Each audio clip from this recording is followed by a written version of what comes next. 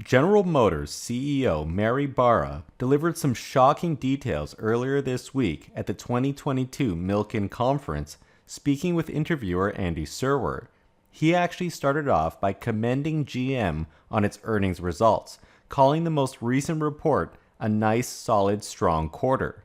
Now, this is interesting because industry-wide supply shortages has allowed GM and its peers to raise prices dramatically on customers. Even though raw costs are going up, GM's revenue can still increase or remain stable thanks to this better pricing power.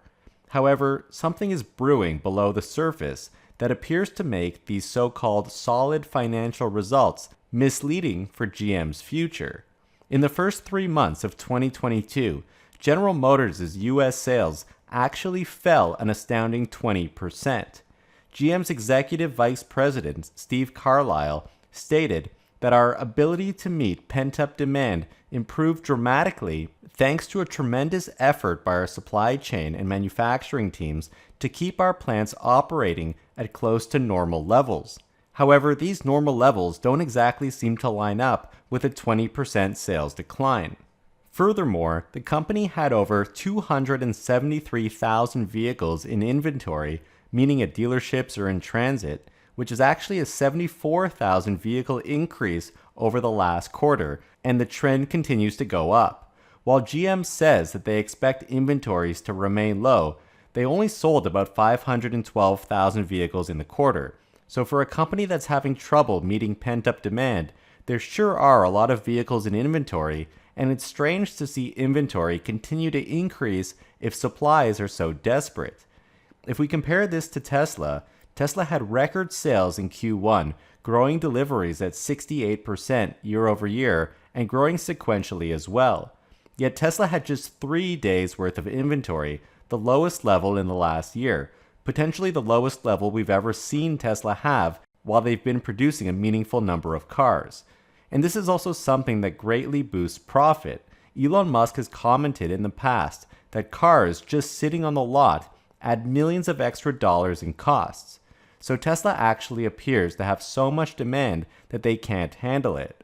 For GM, on the other hand, we can calculate that roughly half of the 512,000 vehicle sales number that they sold in the quarter are sitting in inventory. So if a quarter is 90 days long, half of that is roughly 45 days of supply in the United States, significantly higher than Tesla's 3 days of inventory supply. This suggests a number of things. Perhaps demand for General Motors' vehicles isn't as strong as it seems, or GM along with its dealerships have far less control over inventory versus a fully direct-to-consumer company like Tesla.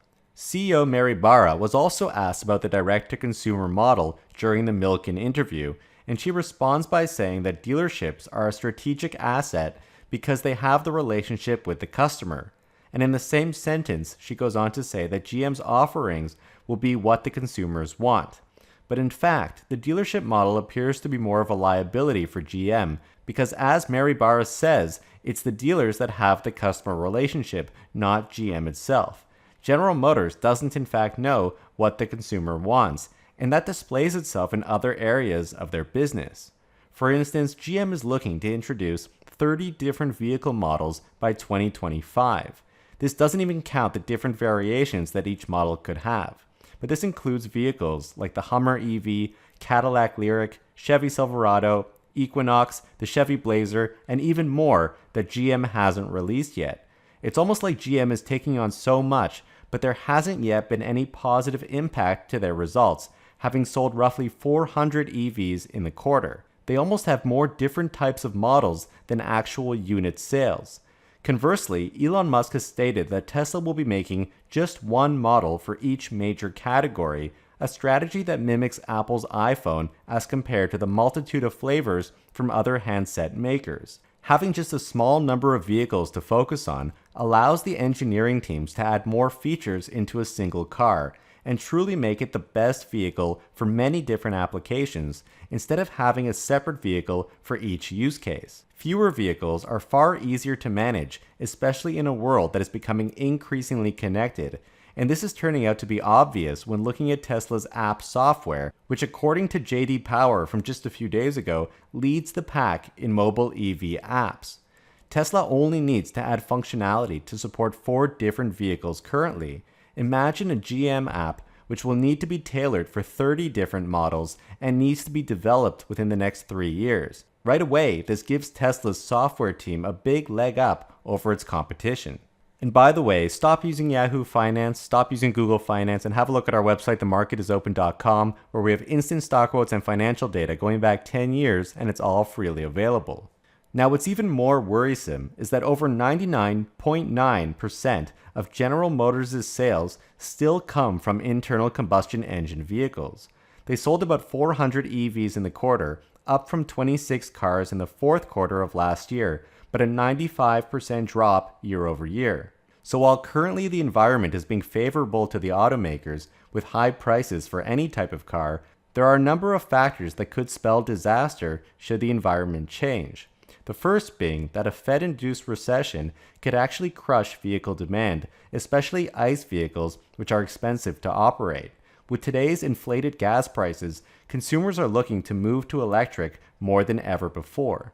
Secondly, if the chip shortage alleviates, it could cause a glut of ICE cars, which would quickly bring down the industry's premium pricing. If that's coupled with a slowdown in demand, then GM won't be in such a great position. And third, GM is not ready for the rapid shift to EVs.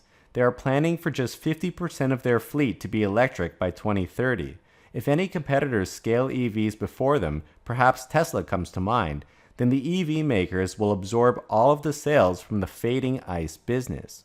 Now in this interview, Mary Barra states the obvious, that this shift to EVs is all about the battery, something GM learned the hard way by having to recall all of its EVs due to battery issues. Barra states that GM wanted more control over its battery supply, and so they partnered with LG to form a joint venture. And over the next 4 years, GM is planning to open 1 new battery plant each year. When asked about job creation, she also says that each plant will house 1,100 to 1,200 workers. Now this number appears to be quite low, but it's no surprise that GM's plants will be much smaller than Tesla's gigafactories. For reference, Tesla's Giga Nevada, where the battery production was led by its partner Panasonic, had 3,000 workers just from Panasonic in 2019 out of a total 7,500 workers, and this factory produced 30 gigawatt hours per year at the time, enough for about 500,000 Model 3s worth of capacity. Today, Tesla's Giga Texas has its sights on hundreds of gigawatt hours, and Elon Musk has estimated that the plant could employ 20,000 people, thus creating way more jobs and likely having considerably higher output than GM's first-generation factory. GM talks a big game with their Ultium battery platform. Barra even mentions the year 2025 and beyond, saying that we have a few more materials to secure, but we're on it. This is strange for a number of reasons. The first being that it doesn't sound like GM is on the ball if they admit to not having the materials they need, but being seemingly very close to getting their supply chain in order. We've heard Elon Musk say that Tesla will need to be getting into the mining business because the mining industry isn't going to be able to keep up with Tesla's demands. This shows that Tesla's ambitions are considerably higher than GM's, even though Mary Barra has said multiple times that she believes GM will surpass Tesla. As a matter of fact, we're seeing Legacy Auto's sales figures and overall performance play out exactly as predicted, even worse for GM given their battery woes and the chip shortage adding to the pain. GM sold 1 Hummer EV in 2021, and in the first quarter of 2022, they sold 99 Hummer EVs. Again, I've been saying that because the battery is enormous for such a massive vehicle, GM will run into production problems since batteries are scarce. Starting with the Hummer is a misstep by GM, which puts them even further behind. It's also weird that even when Mary Barra talks about the Hummer being a super truck, she mentions the turning radius as a feature multiple times, potentially the least interesting thing about a vehicle, and so this may add some doubt about the utility of this sort of pickup truck.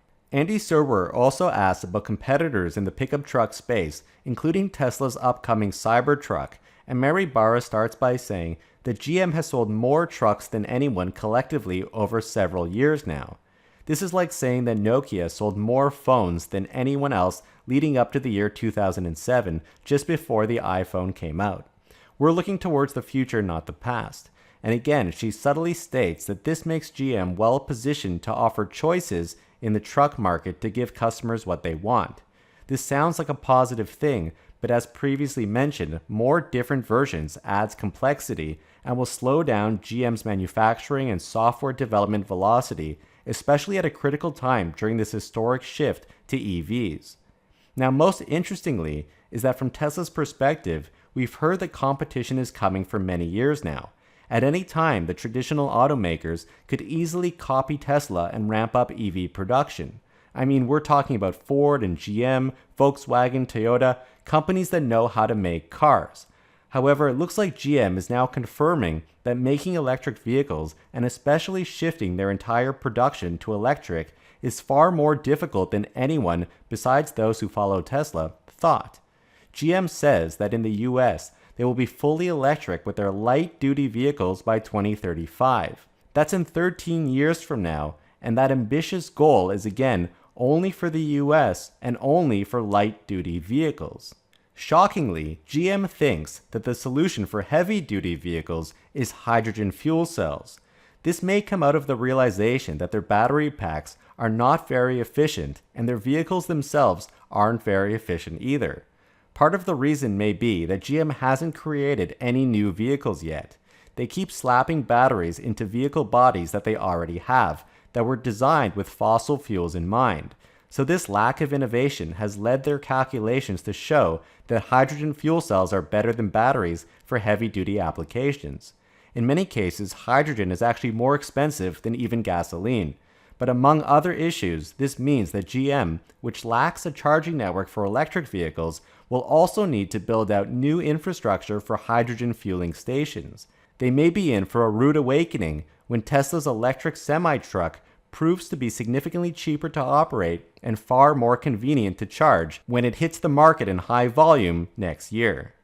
So do you think that General Motors will be able to navigate the upcoming electric vehicle revolution? Or has it mainly been all talk with little game? And what do you make of GM's strategy to use hydrogen fuel cells for heavy-duty vehicles, especially as Tesla will be coming at them head-on with battery electric offerings? Please hit the like button and subscribe, we would really appreciate that. And a huge shout out to all of our patrons that help to support our channel. Your support helps us to continue to make great content. Thank you guys so much for watching.